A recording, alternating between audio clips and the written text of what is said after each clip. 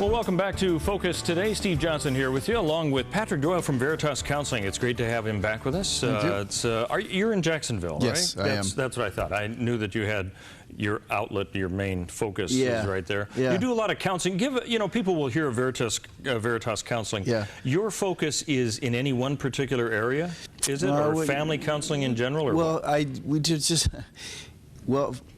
believe there's so many things are connected.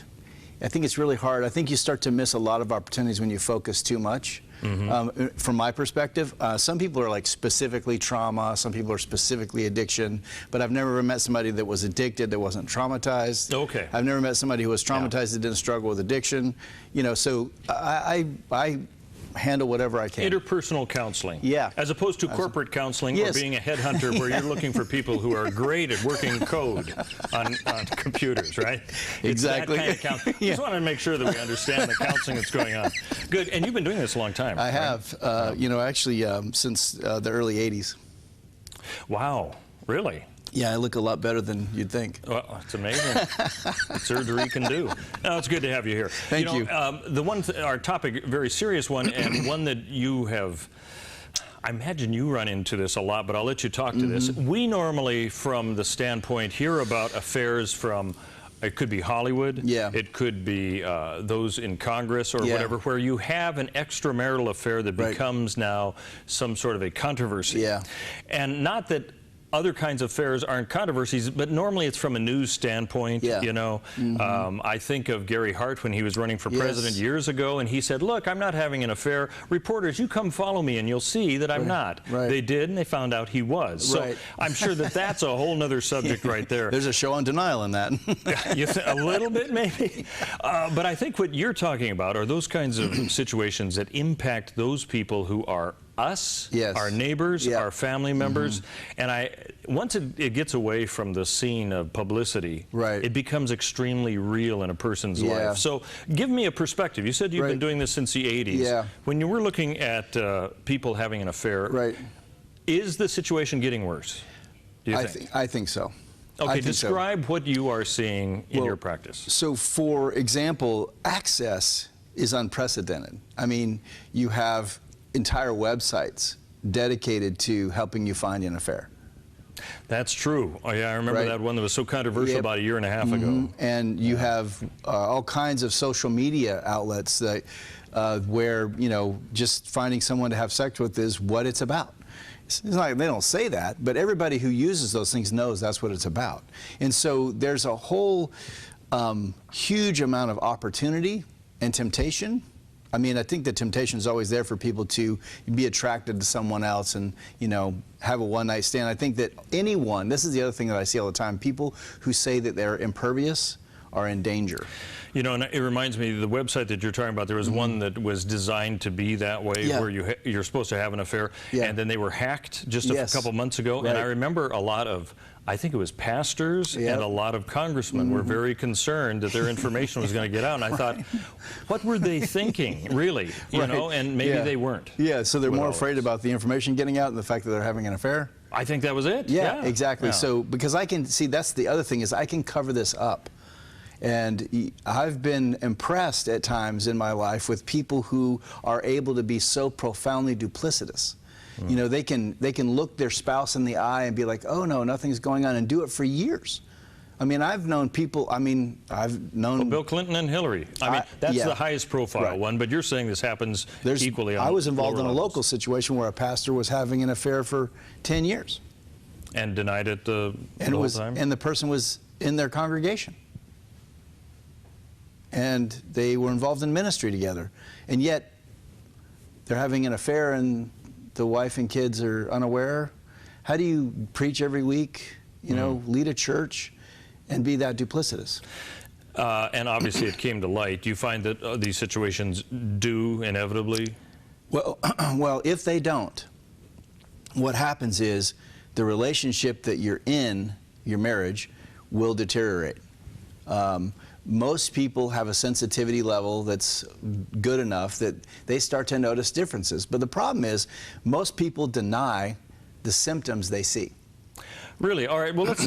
We've got some time. Let's go through that. Yeah. What are the things? There's got to be one of those nagging ideas in the back of your mind, but we can live in denial. Right. We can say, we can give reasons for all that. So give us a scenario of what you see happening. Okay, so what happens is that whoever is being cheated on generally has an intuition, okay? And in our culture, we're trained away from our intuition.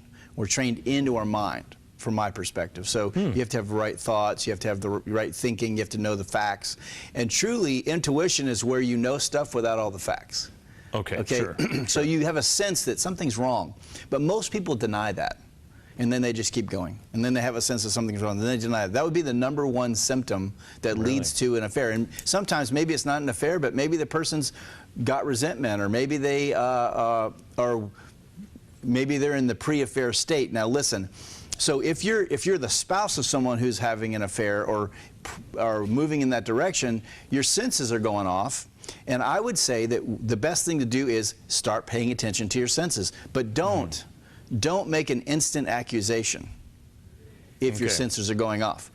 What I would do is I would gather information. I would be like, okay, well, I'm sensing that. Let me look at that from that lens for a little bit instead of denying it, and see if information doesn't come to the forefront that helps you then confront this. But listen, most people in this circumstance are going to deny it. No affair that I've ever dealt with, somebody woke up in the morning and said, I'm going to have an affair. It is a long-term process. The person who's thinking about having an affair is plotting. And they're becoming more and more comfortable with the idea because they have to participate in denial. They can't get to the place where they breach that person's trust without having some level of denial. So for example, I see it a lot. You know, there's somebody that the person finds emotionally intriguing, or they find that person that makes them feel good emotionally. And then, you know, they're at an office party, or they're, you know, having dinner as couples or whatever, and then there's, you know, the extended look. Yeah. That's where it starts. Or there's the transition of a glass or a cup of coffee, and the hands touch, and there's a little bit of a charge in the touch. Or there's a hug that's 1 nanosecond, 2 nanoseconds, 3 nanoseconds too long. You're getting a little bit more juice out of the hug than you probably should. These are the things, the subtle things that no one sees that are happening that lead to this point where then there's a moment where the person decides, I'm going, and they take the risk to go and breach but remember, those breaches started with little things. And this is on the preventative side. If you're someone who's struggling with the thought process of an affair, this is where I would encourage you to get some help, is to talk to someone who you can tell about your inappropriate feelings about someone and what you've done to allow that to continue. Instead of stopping it. You know, these little things that you mentioned, it sounds like a soap opera or a bad movie, but it's probably more true than what we would think, because that's got to be based on something that people realize is truth. Right. And either they're probably looking at it saying, that happened to me. Right. Or I noticed it happening between two other people. One could have been the spouse or whatever. So what you're saying is, don't deny these things, but don't make rash judgments. Yes. But don't ignore it. Don't ignore it, because it's too easy to say, well, that was this. Yeah, exactly. And rationalize it. Rationalize it. So, the other thing is that I've very rarely dealt with affairs, except for with some sex addicts. But the vast majority of affairs starts with an emotional attachment. And ends, that would make sense. And ends with a physical relationship. Oh, okay. As opposed to the other way around? Is that what you're saying? It's not usually just raw attraction physically. You know, that's a rare case from what I've seen over the years. Usually what it is that, you know, there's difficulty in the person's relationship, and then they're talking to someone about it. That person understands them, gets them, can talk to them in a way that their spouse can't, and then there's a natural affinity that grows from that, and then, you know, so it's little by little your barriers, your boundaries are taken down until now you're a willing participant. And kind of seizing on vulnerable moments. Yes, so exactly. To speak, And also, I suppose it's that person who is feeling that situation that's so quick to relate it to somebody else too. There's something wrong with that, isn't there? I mean, there's obviously a dysfunction going on. Being profoundly needy if you're married, is a problem. If you're married, that profound neediness should be being met. Right. Not perfectly, obviously, but there should be an avenue by which, and I say needy, I mean emotionally. I talk to so many people who are divorced living as married. They're emotionally disconnected. They don't have any intimate connection emotionally, and they just sort of are two different tracks going down in the same direction, but there's no crossing. It's just very similar. So it's like they're two separate people living under the same roof. So there's not any intimacy. And listen, that has a shelf life. You can only do that for so long before you're going to start to naturally sort of be needy. Everyone needs intimacy in a healthy way. And so that's the other thing I would say in a preventative measure. If you feel like your marriage is distant or damaged, don't wait. Don't wait for the thing to blow up and then everybody to have to deal with a whole nother issue, which is now there's an affair and there's betrayal. And listen, if you have an affair and you have kids, you're betraying your kids. And this is something that someone texted in this morning they wanted me to talk about was, how do you deal with children if there has been an affair? What do you tell them? How do you walk that through with them? Because what I see over and over again is that when someone has an affair that has children, they're betraying their children because their children are not okay with them betraying their parent. And so my thing is in a Christian world, what I've seen far too often is we want to minimize or actually avoid the truth of what happened with the children. And I strongly believe you have to give children the information of what happened in a context that's healthy to their age and maturity. All right, I want to talk about that. Also, if you know somebody who's in a problem situation, how can that third party help? I want to talk about that and also get more into the aspect of if you suspect that your spouse is having an affair, what should you do about it? Because I imagine there's so many inappropriate things that can be done and most likely are. So we're going to be talking about all of these things. Patrick Doyle with Veritas Counseling is with us, and we're going to be continuing this discussion. Don't go away. He'll be here in about 2 minutes. We'll be back here on The Dove. I'm Paulina Leiser, producer of Focus Today. Thank you for watching this video, and make sure to check our other videos at thedove.us. Welcome back to Focus Today. Our guest, of course, is Patrick Doyle with Veritas Counseling, and it's great to have him back. He's with us quite often to talk about counseling issues and needs. Today we are talking about affairs that happen, how to heal from them, both the inside as well as if you're that outside person and you want to be able to help, but you know you're going to say something wrong. I mean, that's kind of what we're all... that's where we're at when you're trying to help somebody out. You invariably don't say the right things. Let's talk about, you mentioned in identifying that your spouse is having an affair, you said, first of all, don't deny the suspicion, the hunches that you have. And also the little things that you've noticed, don't just discount them completely. Let's wrap that part up, and I realize we're going through this awfully quick, but what else would you say to those who think their spouse is having an affair? What advice do you have for them?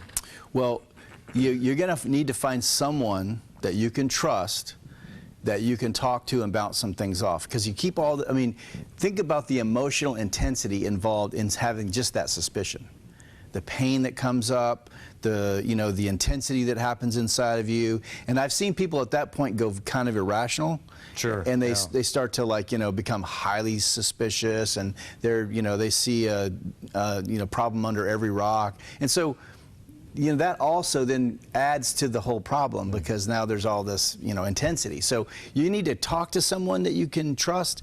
You can bleed off some of that intensity, and you can sort of have kind of a plan of attack, because you have to gather information. You have to vet your instincts.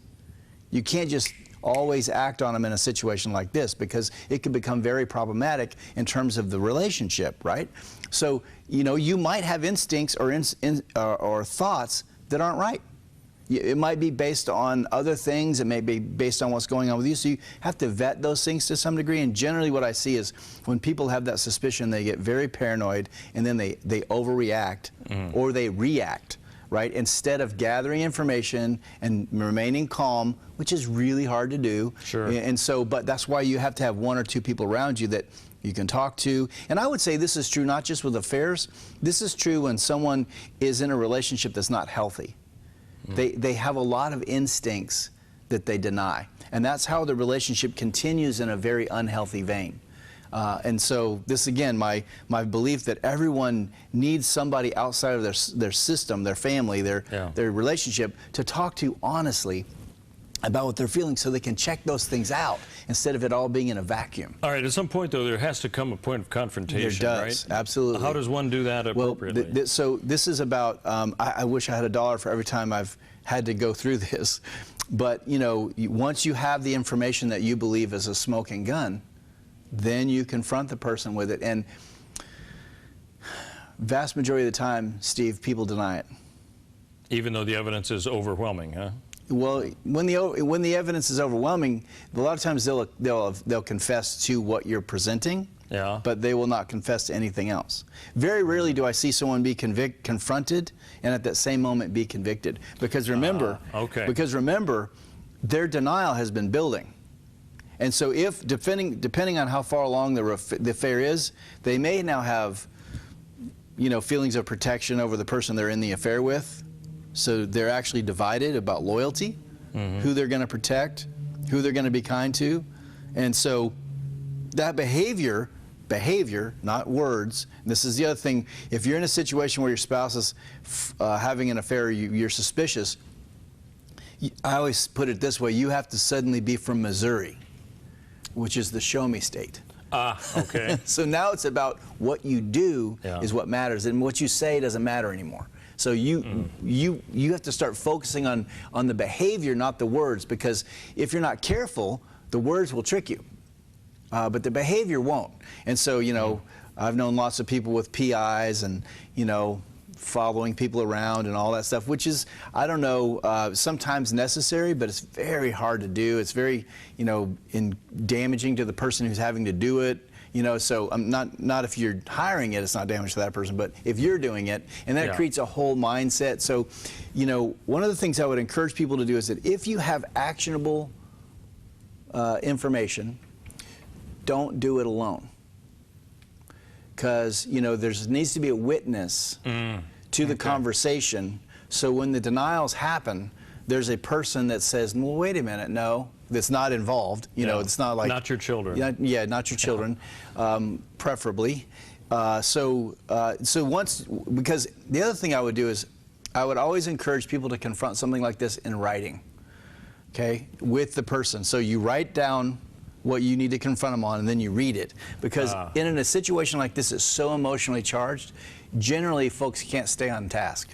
Okay, it's just too emotional. Sure. So you want to make sure that you have it clearly documented. The other thing is about writing it forces you to get clear and sort of sift through some of all of the content, because when you're feeling that emotional, it's going everywhere and you're having all kinds of intensities.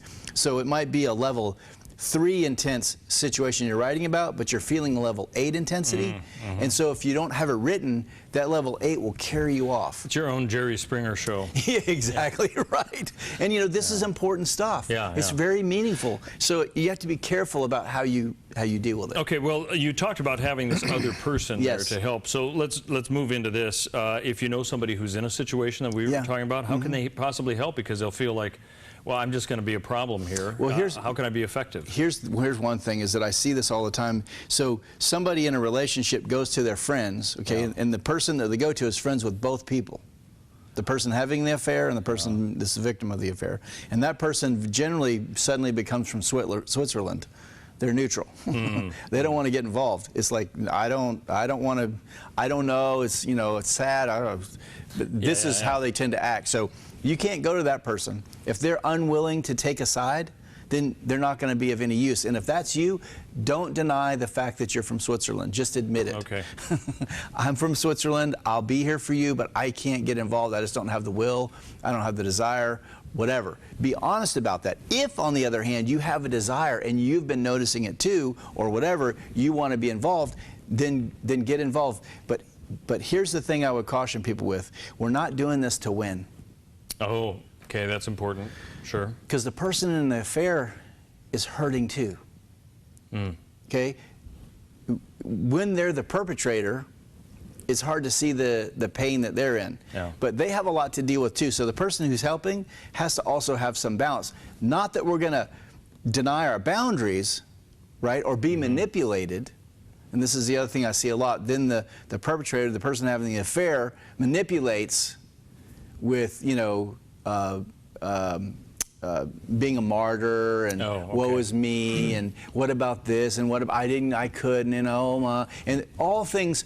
Look, if you confront somebody about any sin, regardless of whether it's affair or something else, and they don't repent, then you're not going to have healing. Yeah.